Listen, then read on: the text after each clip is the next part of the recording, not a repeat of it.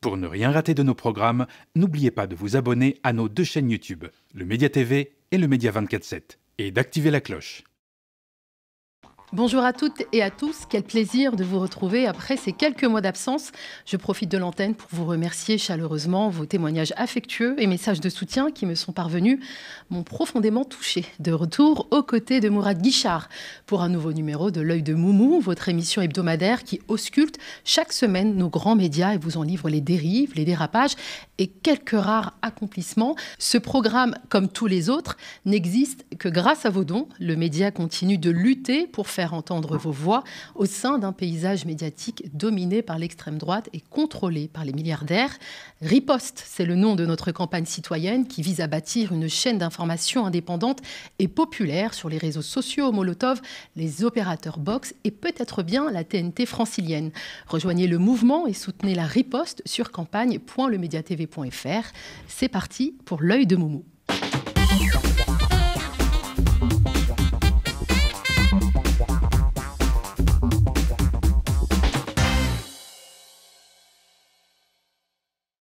Bonjour Mourad.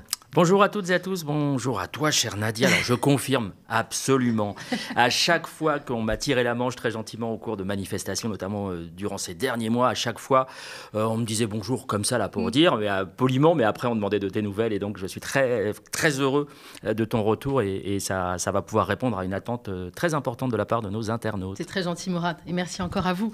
Alors comme toujours, tu nous as concocté une chronique média très riche à laquelle tu as convié un invité de marque.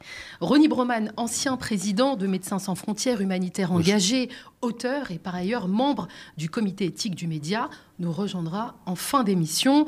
On commence d'abord par les flops et les tops introduits par un petit préambule. Oui, c'est devenu maintenant une tradition. Donc je vais commencer alors justement, puisqu'on va parler tout à l'heure évidemment de ce qui se passe au Moyen-Orient, en particulier à Gaza.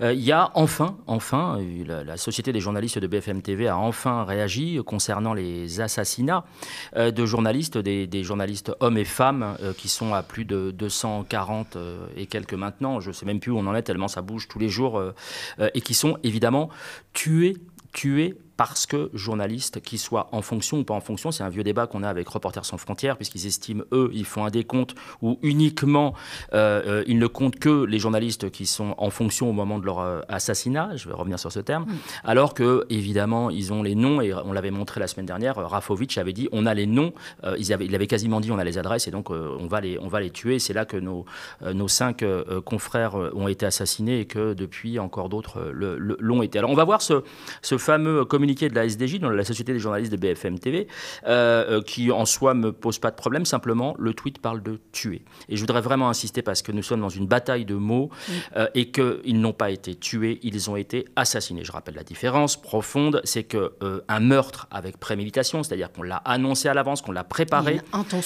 Il y a une intention, évidemment, ça s'appelle un assassinat. Donc s'il vous plaît, utilisez les bons terme. On va rester sur Gaza pour ce deuxième point du préambule. On avait parlé la semaine dernière, je crois, on avait parlé des éléments de langage qui étaient utilisés par des gens comme Enthoven et d'autres, et qu'il y avait, alors c'est pas l'information venait pas de nous, c'était un confrère israélien qui expliquait que dans l'armée israélienne, l'armée génocidaire israélienne, il y avait une cellule spéciale qui était là pour faire de la propagande, ce qu'on appelle la Hasbara, pour expliquer que tous les journalistes sont mêlés au Hamas, qui sont tous des terroristes en puissance, qui sont voire même armés et ainsi de suite. Et donc, nos confrères de France Info viennent de sortir un reportage, on va voir le lien, que je vous invite à aller lire évidemment, où ils confirment que l'existence d'éléments de langage fournis par l'armée israélienne à ce qu'on appellera les proxys. Ils aiment bien ce terme de proxy. L'Iran, c'est le diable, et puis les proxys, c'est le Hezbollah, le Hamas, tout ça. Voilà, les proxys en France, les Enthoven, les Wostner et compagnie, utilisent bel et bien ces éléments de langage, et je remercie pour le coup France Info de cette enquête approfondie que je vous invite à aller lire. On passe au top, Mourad ? Avec plaisir. Top Intello, 50 intellectuels rédigent une tribune contre une promotion qui porterait le nom de Rima Hassan. Ça se passe en Belgique. La promotion, mais la tribune est française. Absolument. Et donc, il parle d'intellectuels 50 intellectuels, donc je suis allé voir, évidemment, ça m'intéresse de savoir qui sont ces intellectuels, est-ce qu'il y a du Fourest là-dedans, parce que je rappelle qu'elle se qualifie elle-même d'intellectuelle. Donc ils ont rédigé une tribune. Alors, c'est assez amusant parce que qu'est-ce qui pourrait reprocher à Rima Hassan, si ce n'est son engagement, évidemment, pour la cause gazaoui, la cause palestinienne. Et donc on se dit, c'est des gens qui sont évidemment tendancieux, c'est des pseudo-philosophes et ainsi de suite, mais on retrouve surtout des gens parmi ces 50, comme, alors on va voir la capture, comme Céline Pina, l'imam Chalgoumi, intellectuel, Luc Ferry, qui est pas foutu de faire la différence entre les pays baltes et les Balkans et ainsi de suite, et Arnaud Klarsfeld, dont on connaît le léger engagement qui n'a d'intérêt que le nom de famille hérité de ses parents, et dont on connaît l'engagement humaniste.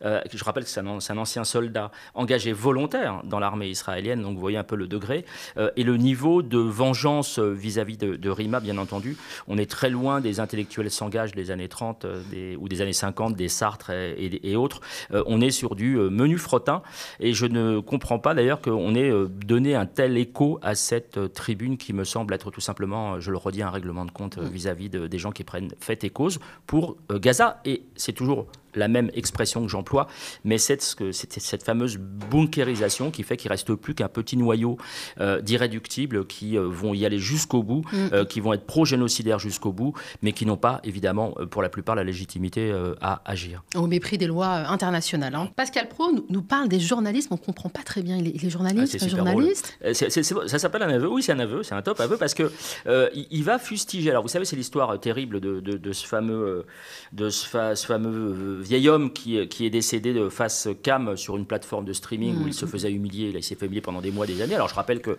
nos confrères de Mediapart l'avaient dénoncé il y a déjà un peu plus d'un an, et que normalement les autorités auraient dû réagir, et que peut-être Pascal Praud aurait pu lire Mediapart. Bon, c'est peut-être pas sa crèmerie préférée, mais enfin il va parler des journalistes qui n'ont pas parlé de ça, alors que c'est absolument faux. Je le dis en substance, on va écouter. C'est absolument faux, puisque moi j'ai écouté notamment les radios de service public. À chaque fois, dans tous les journaux que j'ai pu écouter après le décès de cet homme, il y a eu un sujet qui a été consacré. Et en plus, il y a eu récemment là, une ministre dont j'ai oublié le nom, parce que c'est compliqué de retenir le nom des ministres. On apprend souvent qui ils ou qui elles sont au moment où ils partent, ou alors ils sont mis en examen, ce qui est extraordinaire. Évidemment qu'il y a eu plein de sujets. Donc cette fameuse ministre, en plus, a annoncé qu'elle allait lancer des poursuites, ce qu'elle a fait. Et écoutez bien, tendez l'oreille, comme on dit sur France Musique, Pascal Praud va parler de sa profession présumée, mais de l'extérieur. Écoutez bien.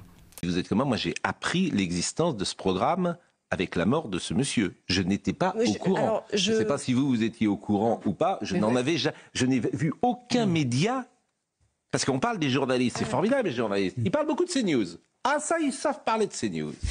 La presse française, les médias français, ils sont sur CNews. Si vraiment je dis une bêtise, demain il y en aura partout. Bon, mais ça, les journalistes de France, ils sont où? Il y a eu un article. Ils sont où les journalistes de France? Ouais. Non mais vraiment. Ouais, vous avez raison. Un article. Je pense que je n'ai pas tort en tout cas. Mais Mediapart avait ouvert une enquête.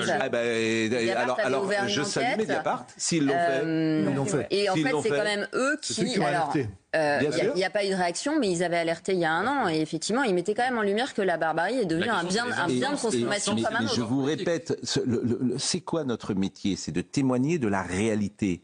Bon, ça c'est une réalité qui existait. J'observe que cette réalité, aucun journaliste de France n'a fait un papier dessus. Et je répète, des papiers sur CNews, il y en a 10 000. Pour généralement dire la même chose. Mais bon, peu importe. T'as capté? C'est fou, hein? Il parle des journalistes. Où sont les journalistes? On les cherche, les journalistes. Nous aussi, on cherche les journalistes sur les plateaux de CNews. Enfin, c'est extraordinaire. Donc, c'est un bel aveu. J'aime bien ces petits moments comme ça où on a une confirmation de ce qu'on savait depuis longtemps. Et c'est dit par le maître en personne. top beauf. En fait, on aurait pu même regrouper les bobards et les beaufs quand le repris de justice Goldnagel. C'est ça, il y a l'humour. Alors oui, il vise... quand on dit repris de justice, c'est parce qu'il n'aime pas qu'on dise ça. Mais en fait, oui, il est repris de justice. Et il est repris de justice. Ce qui est assez drôle, c'est qu'il est... Gilles-William Goldnagel, je rappelle, c'est le très médiatique sioniste, puisqu'il est là pour parler au nom quasiment de Netanyahou et pour défendre l'armée génocidaire à chaque fois sur les plateaux, pour raconter des bobards, des cracks et insulter tout le monde, d'islamo-gauchisme et ainsi de suite. Je rappelle qu'en 2009, il a été condamné définitivement après avoir fait appel sur appel sur appel face à notre camarade Mouloud Aounit, l'ancien responsable du MRAP. J'ai une pensée pour lui, bien évidemment. Et puis il s'est pris une taloche là par le maire de Stein, puisqu'il avait taxé la ville. Oui, absolument, la ville de repères d'islamistes, machin bidule, islamo-gauchistes. Donc il n'est jamais allé dans un quartier. Hein, non, il est pas fou. D'une part, et d'autre part, il le fait, donc il se reprend une taloche par quelqu'un qui a un nom à consonance arabe, c'est quand même assez extraordinaire. Et il le fait uniquement parce que le conseil municipal, est comme ça, donc est trop basané à son goût. Et donc il a fait appel, mais enfin il s'est pris une taloche en première instance, et il va donc s'essayer, comme tu l'as dit, à l'humour, et il va viser Emma Fourreau, donc la députée qui est partie sur l'une des flottilles. Et qui elle fait un tweet complètement basique sur la pollution. Elle répond à des camarades députés qui parlent de la pollution des bateaux, si mes souvenirs sont bons, des bateaux de croisière. Et elle va répondre basiquement en disant oui, c'est vrai que ça, c'est un vrai problème, machin bidule. Et lui, regardez ce qu'il va lui répondre. C'est extraordinaire. Ouvrez les guillemets. Pour afficher plus de conviction, vous auriez dû écrire ce message intelligent avec vos menstruations. Alors, ça appelle quand même 2 remarques. La première remarque, si quelqu'un d'autre, si par exemple moi, j'avais écrit menstruation, S-I-O-N, j'aurais été tout de suite, je pense à juste titre, taxé d'antisémite, d'une part. Et par ailleurs, je trouve que dans la vulgarité et dans le sexisme, on ne peut pas faire mieux. Alors il s'est appuyé sur un épisode qui s'est passé après l'arrestation des gens sur la flottille, mais on n'en a rien à foutre. C'est pas à lui de prendre ça et de dire ça. Et là, c'est complètement hors sujet. C'est vraiment quelque chose de dégueulasse. Je crois même que Jean-Marie Bigard aurait honte d'écrire quelque chose d'aussi vulgaire et d'aussi dégueulasse. On passe au dernier top. Top nettoyage ethnique. Bon, c'est un peu curieux de dire top et nettoyage ethnique, mais l'avenir de l'Algérie vu par l'avocat d'un Premier ministre génocidaire. Hein. Ouais, c'est Olivier Pardo. Alors, on le connaît ici parce qu'il s'est plusieurs fois exprimé, notamment face à Claude Iciard, à qui il a déni l'emploi, il a refusé l'emploi de déportation concernant les esclaves noirs, ce qui est quand même formidable. C'est en dizaines de millions quand même. Hein. Ouais, on est dans la négation de l'histoire. C'est du négationnisme militant même. Hein. Et là, il va s'attaquer à l'Algérie. Alors l'Algérie, hein, tu auras suivi, c'est quand même au centre des débats. Et lui va pas prendre de pincettes du tout. Il va carrément demander à ce qu'on règle son compte à l'Algérie. Qu'est-ce que ça signifie ? C'est pour ça que j'ai parlé de nettoyage ethnique. Je vous laisse écouter. L'Algérie est un pays qui doit être combattu tous les jours.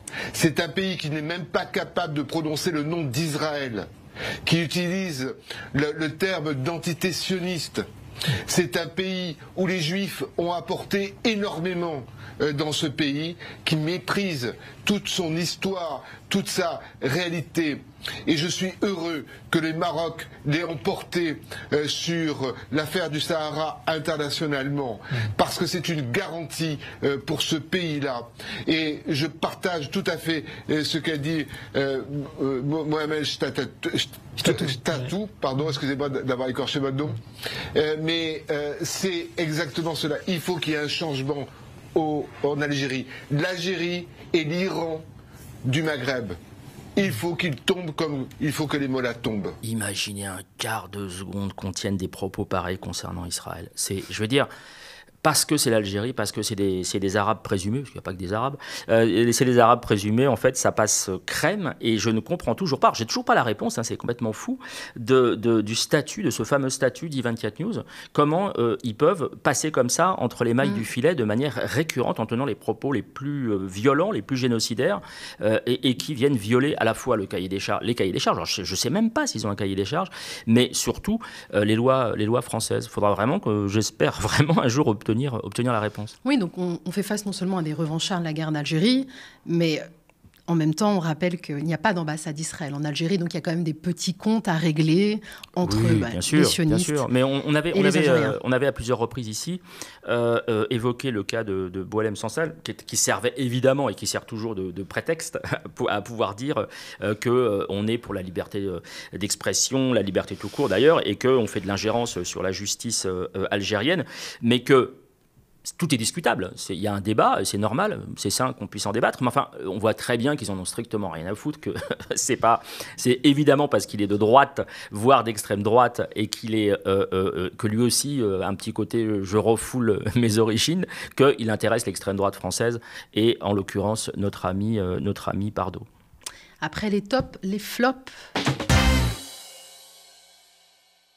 Flop Uber Eats. Barbara Lefebvre a déjà pris un vélo Uber Eats avec... Oui, alors ça c'est n'importe quoi. Honnêtement, je n'ai pas compris. Alors j'espère que vous allez pouvoir dans vos commentaires m'expliquer, parce qu'elle explique, en fait, en substance, que donc elle s'en prend à Christine Lagarde, le FMI, la mondialisation, enfin c'est les trucs habituels de l'extrême droite, et elle va expliquer que... je vous laisse écouter, et puis je vous repose la question juste après.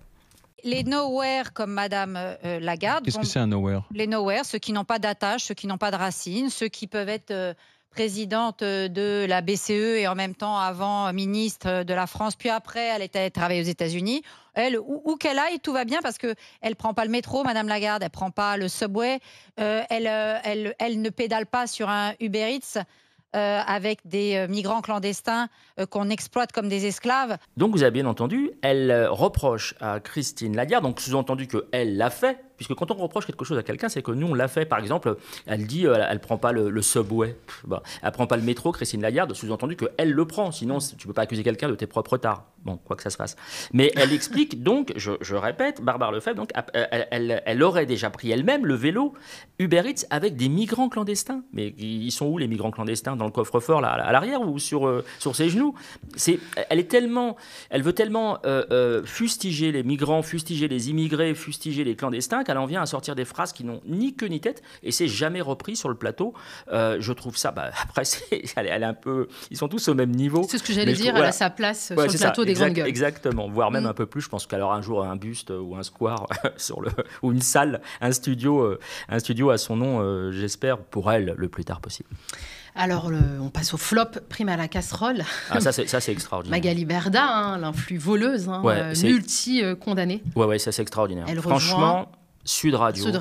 Alors, Sud Radio, elle va rejoindre ses copains, parce que Sud Radio, il y a quand même quelques cas judiciaires avérés ou en cours d'instruction, mais je trouve ça quand même extraordinaire. C'est-à-dire que là, on est vraiment dans quelque chose. Alors, il y a déjà, on revient d'une case en arrière, là, Barbara Lefebvre, qui avait fait le fameux jeu Question pour un champion sur le génocide, qu'aurait dû dégager. Il y a même eu la SDJ, la Société des journalistes, avait demandé, avait dit stop. La SDJ du Parisien avait demandé à ce que Sophia Aram arrête sa chronique du dimanche où elle avait traité, je rappelle, elle avait traité Greta Thunberg de Miss Chris Prolls quand même. Imaginez, je le redis, mais imaginez Miss Couscous ou Miss Tagine.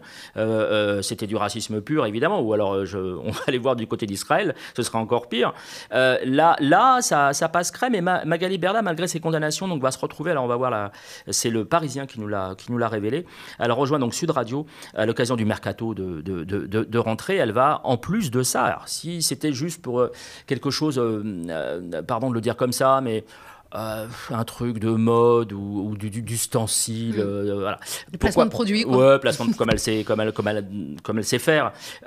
Mais non, elle va participer à l'interview de politique face à des influenceurs. Je rappelle que les influenceurs, c'est personne, c'est des gens qui n'ont aucune compétence, si ce n'est celle d'arnaquer avec des codes promo les plus faibles d'entre nous.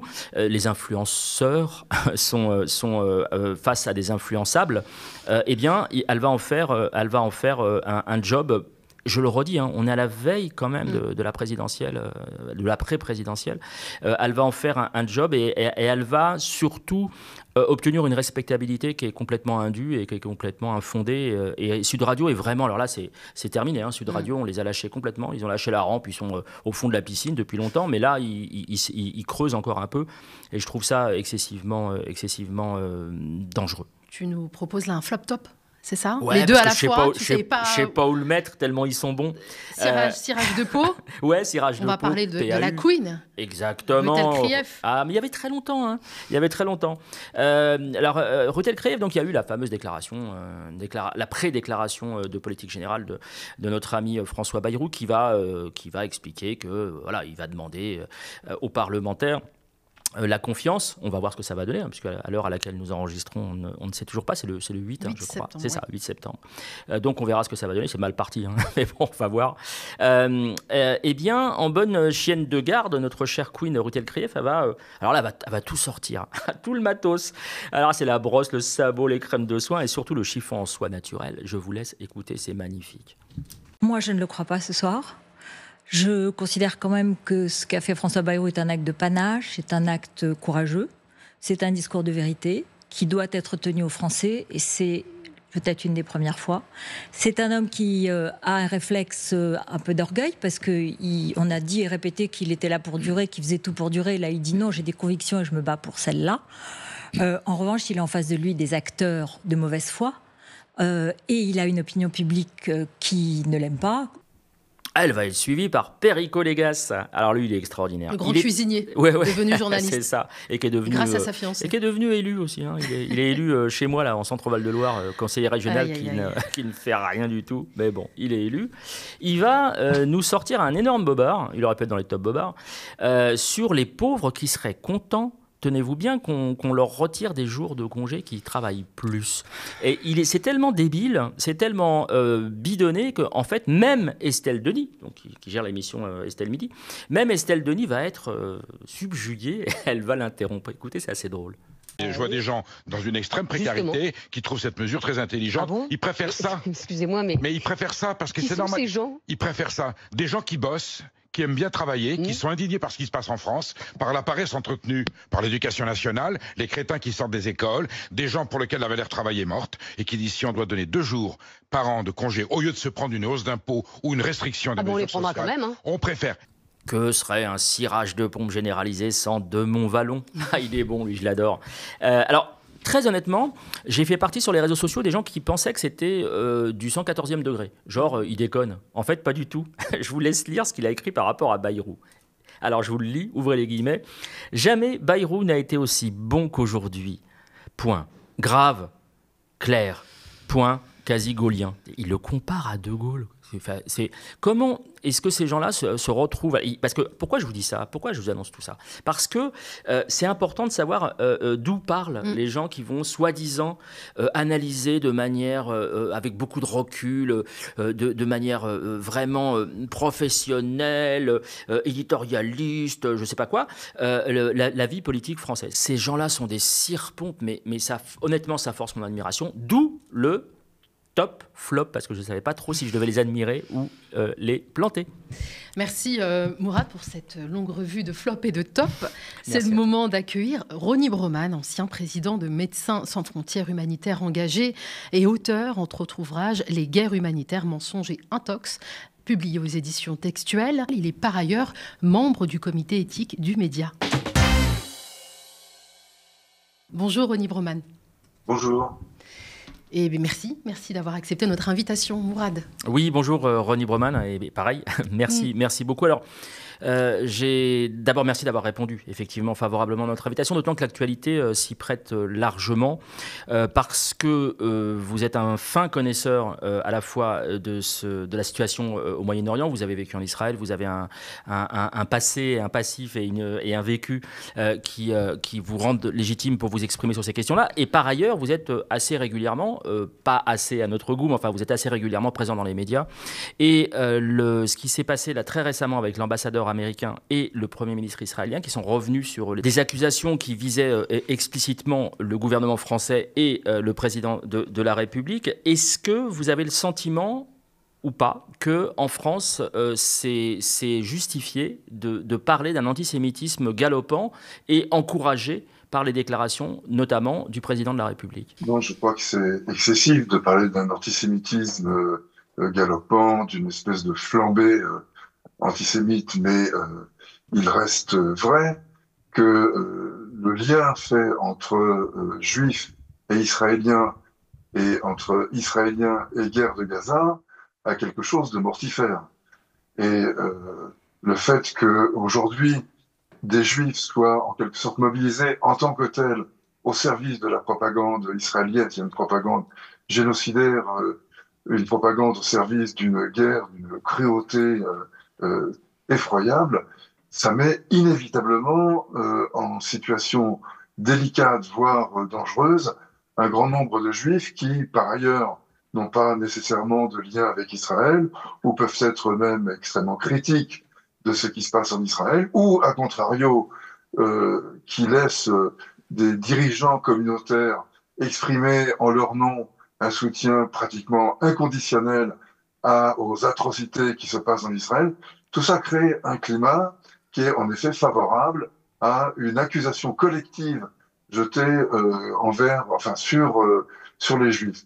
Et évidemment, un certain nombre d'esprits faibles peuvent trouver opportun de manifester du soutien à la Palestine en allant tronçonner un arbre ou en allant poser des tags anti-juifs, alors même que c'est Israël, le nationalisme exclusiviste d'Israël, qui s'exprime à Gaza. Tout ça pour dire que c'est une situation, disons, assez embrouillée, mais qui donne lieu à l'expression soit de préjugés anti-juifs, soit d'une haine anti-israélienne qui est traduite en sentiments anti-juifs. Parce que quand on dit Free Palestine, ou bien qu'on s'oppose au génocide pratiqué par les Israéliens, perpétré par les Israéliens à Gaza, cela aussi est considéré comme des actes antisémites. Donc la deuxième partie de ma réponse à cette question en effet sensible, importante, est de savoir trier entre ce qui relève d'une opposition politique, humaniste, clairement affirmée contre la politique israélienne, et ce qui relève de préjugés, voire de haine anti-juifs qui s'expriment à l'occasion de ces actes odieux commis par Israël au nom de la défense des Juifs. C'est dans cet ensemble-là qu'il faut arriver à se situer. Et moi, je remarque qu'il suffit d'arborer un drapeau palestinien ou de porter un kéfier pour être immédiatement placé sous le soupçon d'antisémitisme, de haine viscérale d'Israël motivée par la haine des Juifs. Donc cette confusion entretenue constamment entre Juifs et Israéliens et guerre, voilà qui est à l'origine de cela. Et personnellement, je considère depuis longtemps, pas depuis seulement Gaza, mais avec évidemment une force renouvelée depuis le 7 octobre, je considère depuis longtemps que Israël met en danger les Juifs. Et d'ailleurs, je constatais avec le professeur Leibovitch, qui est une grande figure contestataire, mais extrêmement respectée en Israël, que Israël, se voulant le sanctuaire à l'abri duquel les Juifs du monde peuvent trouver de la sécurité, était en réalité, du fait de sa politique, devenu l'endroit du monde où les Juifs étaient le plus en danger, où on tuait le plus de gens au nom du fait qu'ils étaient Juifs. Et ça, Leibovitch est mort en 94 ou en 95. Donc ce ne sont ni la deuxième intifada, ni les événements actuels qui motivaient cela, mais le constat d'une réalité là. Eh bien, on peut étendre cette réalité au-delà des frontières d'Israël. Israël met les Juifs du monde dans une situation très difficile et pour un certain nombre d'entre eux, en danger immédiat, en effet.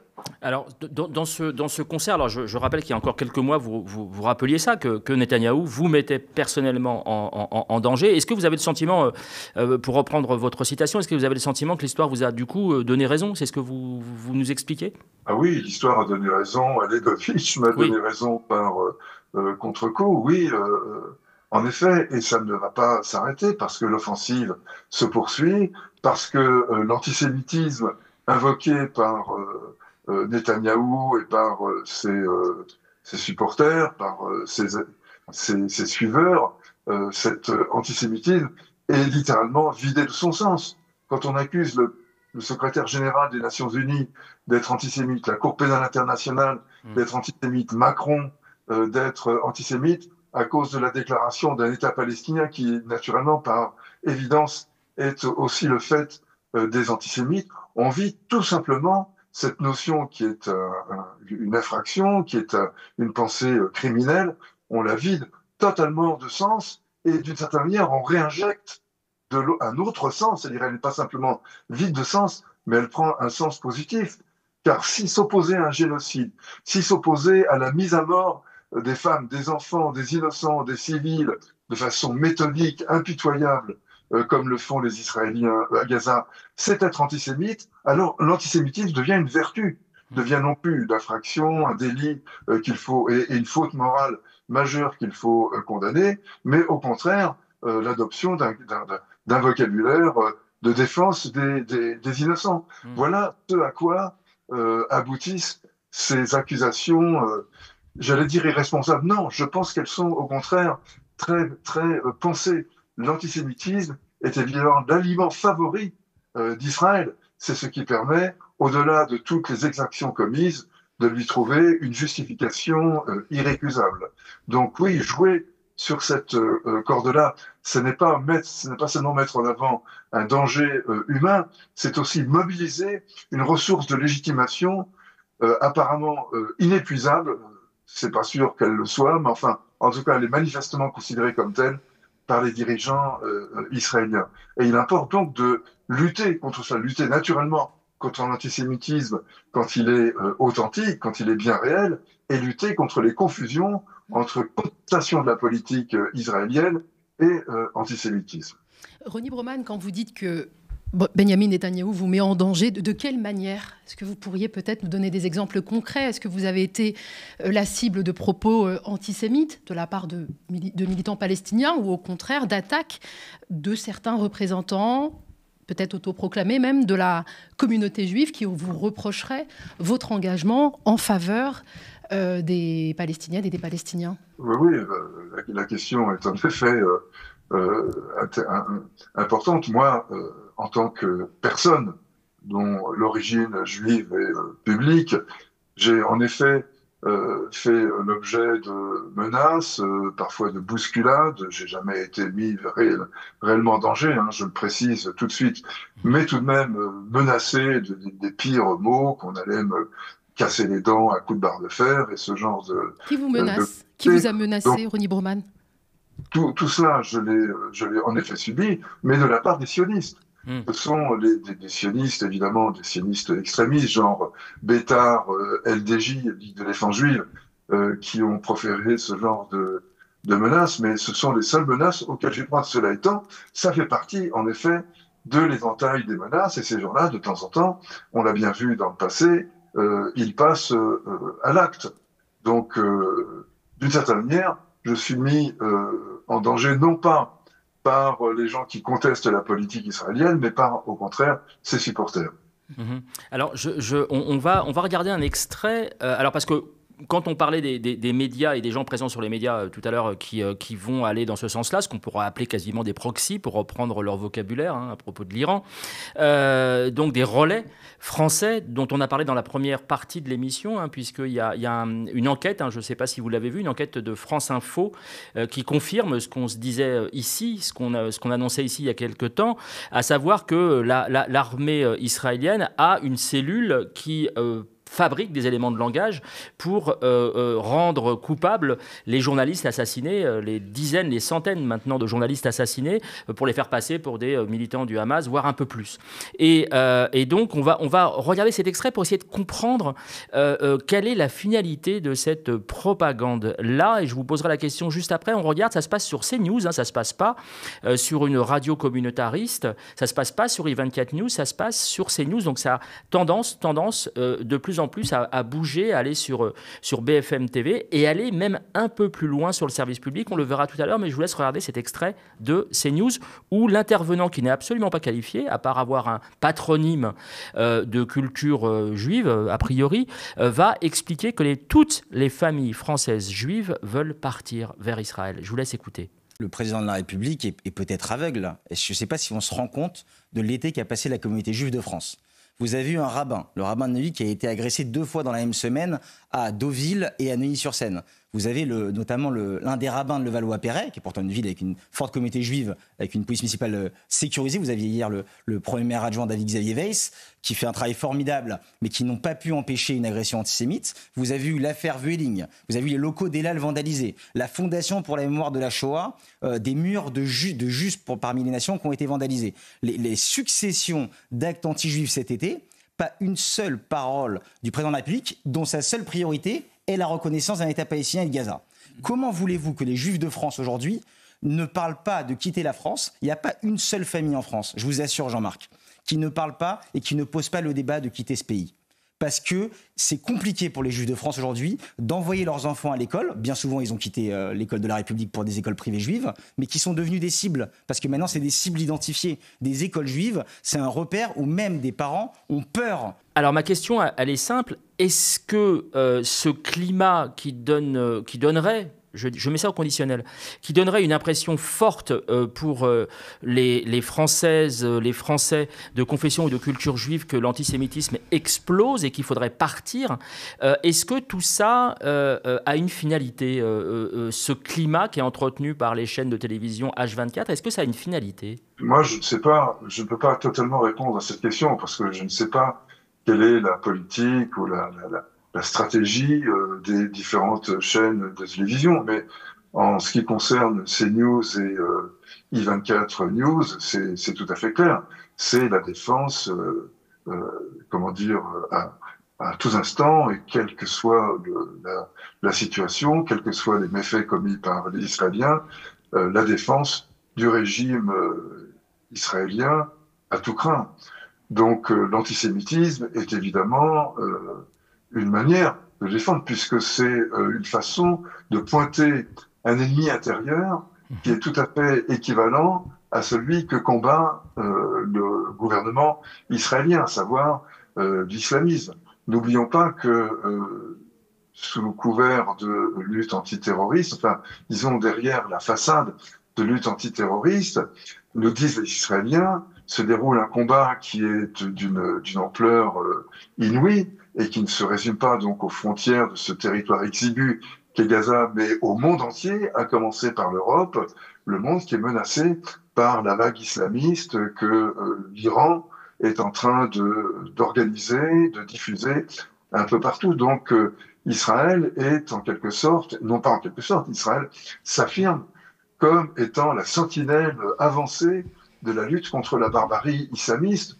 Et on retrouve là d'ailleurs, presque au mot près, la manière dont Théodore Herzl, le fondateur du sionisme politique au début du XXe siècle, la manière dont Théodore Herzl formulait le projet sioniste, qui d'ailleurs n'a jamais mis les pieds là-bas, mais enfin qui avait ce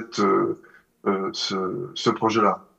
Donc la vague islamiste qui menace de l'extérieur, mais qui est aussi relayée de l'intérieur, donc la désignation d'un ennemi intérieur, voilà qui est l'aliment principal de CNews et de I24 News, qu'on doit qualifier comme étant l'équivalent franco-israélien de la chaîne RT France, la chaîne franco-russe, qui a été interdite dès le début de la guerre d'Ukraine.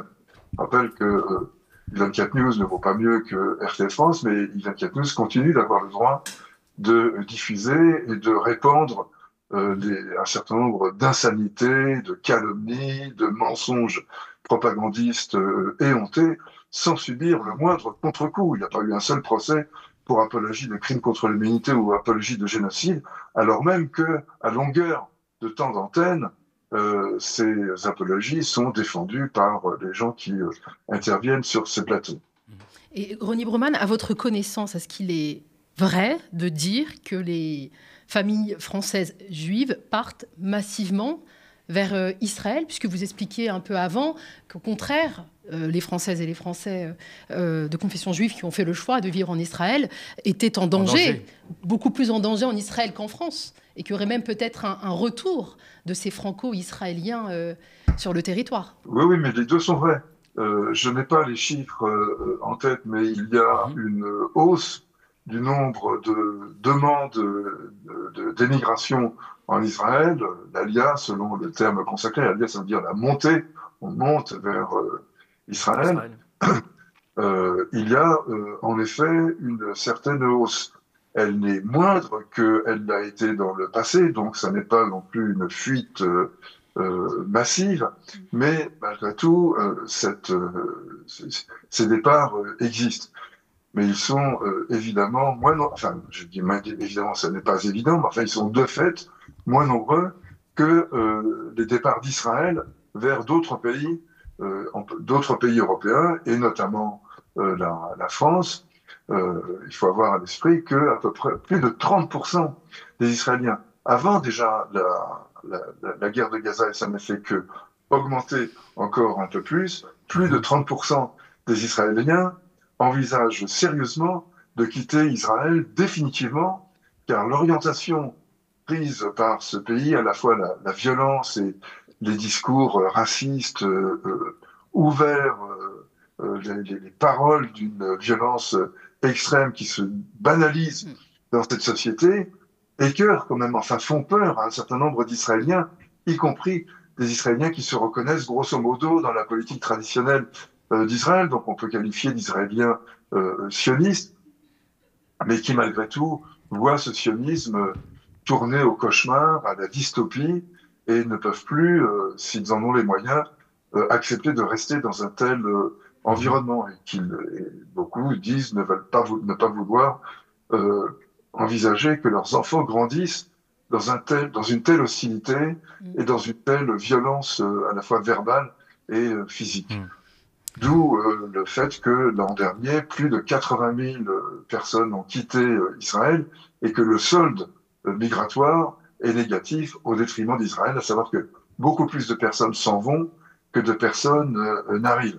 Ce à quoi il faut ajouter que dans l'ensemble, ce sont ce qu'on pourrait appeler les libéraux, au meilleur sens philosophique du terme, qui s'en vont, et ce sont des radicaux nationalistes, exclusivistes, qui trouvent que Israël est le bon endroit où se rendre aujourd'hui dans le contexte effroyable de la guerre de Gaza et du harcèlement violent au quotidien. Il faut aussi en dire un mot de la Cisjordanie, où le sort de Gaza est en quelque sorte lui aussi transporté en Cisjordanie avec des moyens, disons, un tout petit peu moins violents, mais une stratégie de harcèlement et de chaos et de désespoir qui n'a rien à envier à celle de Gaza.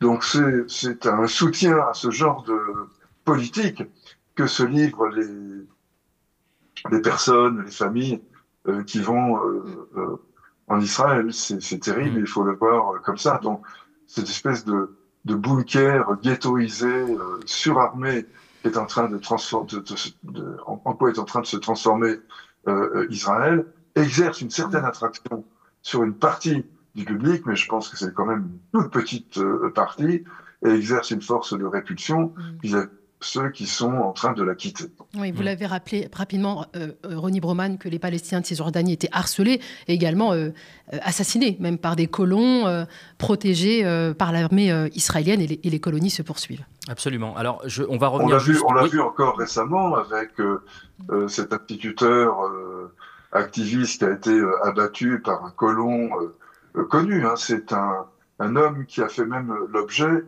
de mesures de rétorsion américaines. Ses comptes, il ne peut pas se rendre aux États-Unis. Il a été nommément désigné comme l'un des leaders extrémistes par les Américains eux-mêmes. Dieu sait qu'ils ne sont pas ils sont plutôt tendres pour les colons et pour Israël.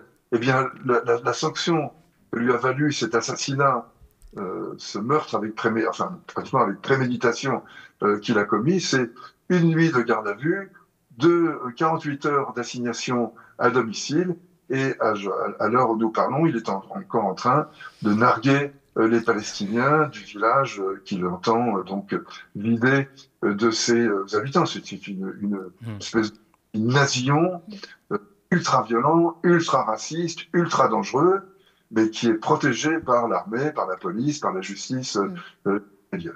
Alors, juste pour revenir sur la question médiatique, j'ai envie de dire, pendant ce temps-là, par rapport à ce que vous décrivez, pendant ce temps-là, en France, on a eu, et on continue à avoir Olivier Rafovitch qui a barre ouvert sur quasiment toutes les chaînes, sur toutes les antennes, le porte-parole francophone de l'armée israélienne. Et là, nouveauté, on a sur le service public, c'est un peu ce que je disais tout à l'heure, ça se déplace d'I24 News à CNews, de CNews à RMC, enfin RMC, BFM TV et ainsi de suite.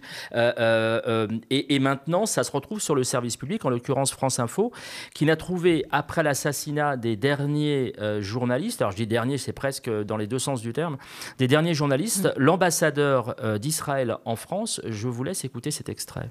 Ce n'est pas chaque personne qui a un gilet sur lequel il y a écrit presse est un journaliste. Vous savez, certains de ces journalistes qu'on a vus aujourd'hui étaient des personnes qui étaient le 7 octobre dans les kibbutzim, qui étaient avec les forces du Hamas, avec les forces de Nourba. C'est une information que vous nous donnez. Parmi les 5 journalistes tués, certains ont participé au commando du Hamas? Oui. Vous êtes sûr? En tout cas, c'est ce qui a été publié aujourd'hui. On a les noms avec les images de ceux qui ont été tués. Et à part ça, il y avait aussi des terroristes qui étaient dans cette salle dont j'ai parlé. Alors, je ne dis pas que cette opération, cette attaque a été parfaite. Non, je ne le dis pas. C'est pour ça que nous disons d'une façon très claire, il y a eu une erreur qui a été faite et eu un accident. Mais quand même, il faut être clair, c'était une cible qui était légitime. Compris. Comment vous expliquez, si tant est que vous ayez une réponse, comment vous expliquez, comment vous analysez la si faible présence de voix palestinienne ou pro-palestinienne ou pro-droit international par rapport au temps de présence des sionistes, des pro-sionistes et a fortiori des porte-paroles de l'armée et même de l'ambassadeur d'Israël en France qui vient expliquer que, par exemple, dans ce cas-là, on vient de l'entendre, que les journalistes étaient des terroristes. Je l'explique, pour autant qu'on puisse expliquer une situation aussi injuste, aussi révoltante, je l'explique par une sorte d'impensée, de connivence avec Israël en tant que démocratie coloniale, c'est-à-dire renvoyant aussi à un passé qui pour certains reste encore un passé présentable. Donc une démocratie qui est en but à une organisation terroriste. Hamas, c'est souvent interprété dans ces milieux-là comme une version locale de l'État islamique, alors que tout les sépare et que si demain ils se confondent, si demain ils existent au même endroit, ce sera dans une confrontation militaire et certainement pas dans une alliance. Mais en tout cas, c'est comme ça que ça marche. Et Rafovitch, l'ambassadeur d'Israël, sont activement secondés par Monsieur Arfi, le président du CRIF, par Bernard-Henri Lévy, par Raphaël Enthoven, qui vient nous expliquer qu'il n'y a pas de famine, ou que s'il y a une famine, elle est due à Gaza, qu'il n'y a pas de journalistes en Palestine, il n'y a que des propagandistes du Hamas, donc ils viennent littéralement placer une cible sur le gilet pare-balles des journalistes palestiniens. Je rappelle que tout de même, Gaza n'est pas le seul... Gaza est un cimetière de journalistes comme aucune guerre n'en a fourni, n'en a produit. C'est important de le rappeler. Mais il y avait des signes avant-coureurs de cela. Rappelons-nous, Shirin Abu Akleh, la journaliste palestino-américaine, je dis bien palestino-américaine, c'est-à-dire il y a une enquête du département d'État ou du FBI, je ne sais pas, qui est en cours depuis mai 2022, qui est le moment où Shirin Abu Akleh a été assassinée en plein jour, hors de tout affrontement. Elle était en train de faire un reportage sur une opération israélienne à Jenin, mais il n'y avait pas de tir là où elle se trouvait. Elle a été abattue d'une balle dans la tête. Un autre journaliste a été grièvement blessé, et des secouristes qui se précipitaient pour les relever ces deux corps ont été eux-mêmes pris d'assaut par des tireurs israéliens. Et la première réflexion était de dire c'est la propagande du Hamas, la propagande palestinienne.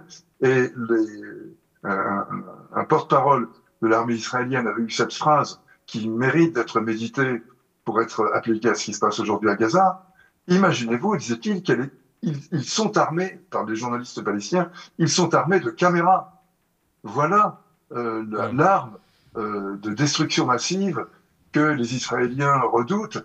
Et c'est d'ailleurs très précisément une caméra qui était visée par, paraît-il, en tout cas c'est l'explication qu'il en est donnée, par ce tankiste qui a tiré un obus contre une caméra. Et mieux que cela, il a fait ce qu'on appelle une double frappe, à savoir attendre que les secouristes, on était dans un hôpital en plus, donc du personnel médical plus d'autres personnes, se précipitent pour aller apporter de l'aide à des gens qui ont été donc visés par cet obus, et à ce moment-là, on tire un deuxième obus. Et c'est comme ça qu'on explique que 2 obus seulement fassent 20 morts et plusieurs dizaines de blessés.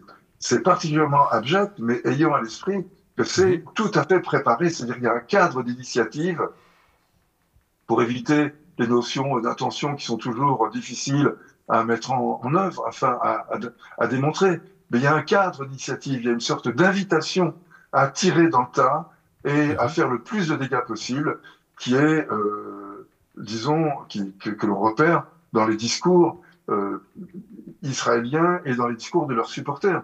Quand des intellectuels ou des personnes classées socialement comme des intellectuels nous expliquent qu'il n'y a aucun journaliste à Gaza, on nous explique que tous ceux qui se présentent comme des journalistes sont des menteurs, des terroristes déguisés à qui il faut tirer d'autres balles dans la tête. Voilà ce qui se passe sur ces médias sans que rien ne vienne interrompre le cours de ces insanités.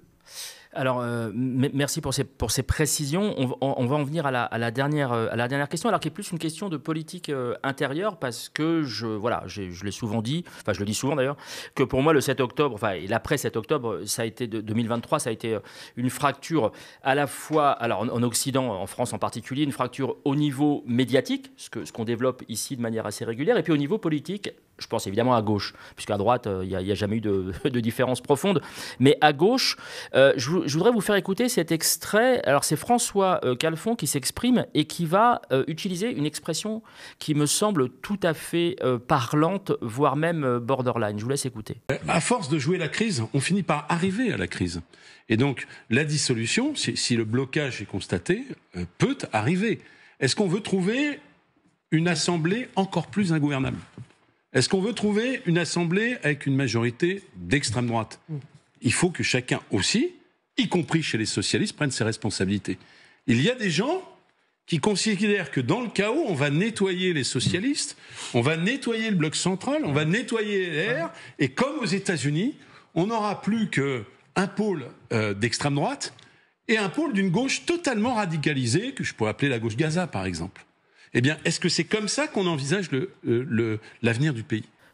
Comment vous comprenez que quelqu'un de gauche, du Parti socialiste, puisse employer la gauche Gaza pour qualifier des gens, eux aussi, de gauche, mais qui défendent le droit international ? Comment en est-on arrivé là ?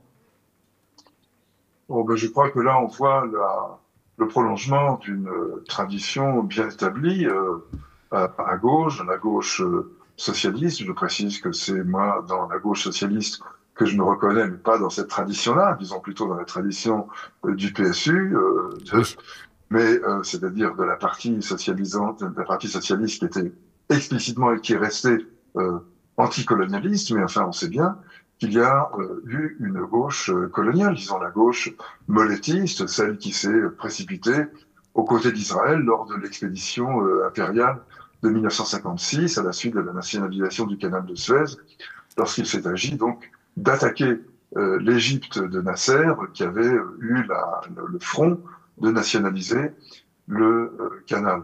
Eh bien, la gauche socialiste qui était à l'époque au pouvoir s'est précipitée aux côtés d'Israël, avec d'ailleurs les Britanniques.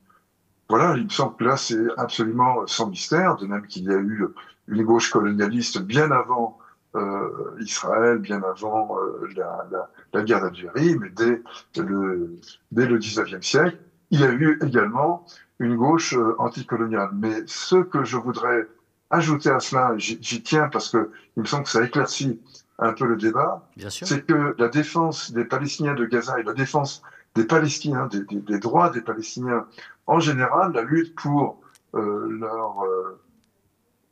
l'égalité des droits entre tous les habitants qui résident dans la Palestine historique. Et moi, ce qui me motive dans le combat, enfin, avec ou sans guillemets, que je mène, ça n'est pas un combat de gauche pour moi. C'est un combat humaniste dans lequel une droite libérale anticolonialiste, je pense à la droite de Raymond Aron ou in fine du De Gaulle tardif, peut tout à fait se reconnaître. Retrouver, ouais. Lorsque nous disions, moi j'étais à la gauche prolétarienne quand j'étais jeune, il y a bien longtemps de cela, nous militions, nous défendions le Fatah et son slogan c'était Palestine laïque, démocratique et socialiste.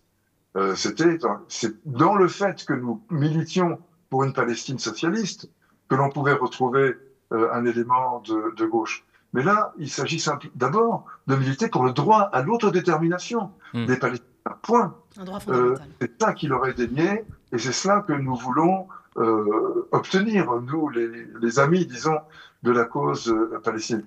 Eh bien, c'est un combat qui déborde de très loin la gauche, même si, effectivement, on a quand même, lorsqu'on est de gauche, la tentation de se mettre du côté des réprouvés, du côté des humiliés et des offensés, et c'est bien du côté palestinien qu'il se trouve aujourd'hui. Donc je ne méconnais pas du tout cet aspect-là, naturellement, mais je pense qu'il ne faut pas enfermer la cause des Palestiniens dans un périmètre politique trop étroit.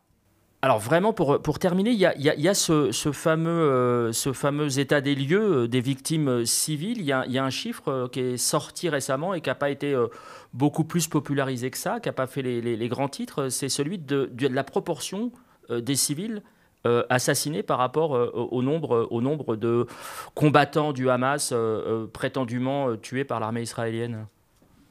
Oui, on a été ces derniers jours, ces dernières semaines, très concentré sur la question de la famine et du cessez-le-feu pour laisser entrer l'aide. Et c'est en effet une urgence absolument impérative. Mais du coup, a été passé sous silence un chiffre qui est issu des données internes de l'armée israélienne, qui a été diffusé par le média Plus 972 et par The Guardian, et un peu repris dans Le Monde et par l'AFP, mais très peu diffusé, qui est le chiffre de 83% de victimes civiles, puisque les Israéliens, l'armée israélienne, pas les Israéliens en général, l'armée israélienne estime avoir tué 8900 combattants du Hamas, et que par conséquent, le reste n'étaient pas des combattants. Donc ça fait 83% de victimes civiles. Et si on considère qu'il y a plus de 60 000, mais il y a probablement eu 100 000 morts, et bien sûr les, disons, 8900, à partir des 8900 morts combattants du Hamas, on en déduit que plus de 90% des victimes de cette guerre ont été des civils. Ça, c'est inédit. Aucune guerre contemporaine, et même passée, n'arrive à ce chiffre de 90% de victimes civiles. Et voilà une donnée qui nourrit l'accusation de génocide, de crimes contre l'humanité lancés contre Israël, et qui devrait faire définitivement litière de cette espèce de slogan grotesque et infamant qu'est l'armée la plus morale du monde. Merci beaucoup, Ronny Broman, pour vos précieux éclairages. Je rappelle que vous êtes ancien président de Médecins sans frontières, humanitaire engagé et auteur notamment de Guerre humanitaire, mensonges et intox, publié aux éditions Textuelles. Merci à toi, Mourad. Merci beaucoup. Merci, Ronny Broman. Merci à vous.